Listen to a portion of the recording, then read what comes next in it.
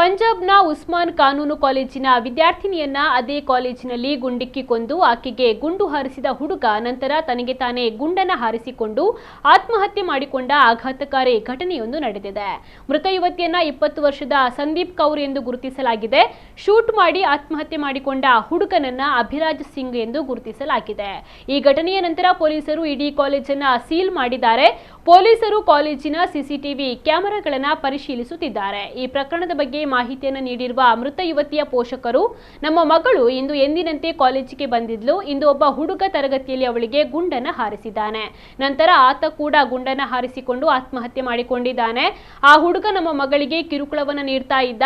ಅವನು ನಮ್ಮ ಮನೆಗೆ ಬಂದು ಕೂಡ ಬೆದರಿಸಿದ್ದ ಎಂದು ಆರೋಪಿಸಿದ್ದಾರೆ. ಮೃತ ಯುವತಿಯ ಕುಟುಂಬದ ಸದಸ್ಯರು ಕಾಲೇಜಿನ ಭದ್ರತೆಯ ಬಗ್ಗೆಯೂ ಕೂಡ ಪ್ರಶ್ನೆಗಳನ್ನು ಎತ್ತಿದ್ದಾರೆ.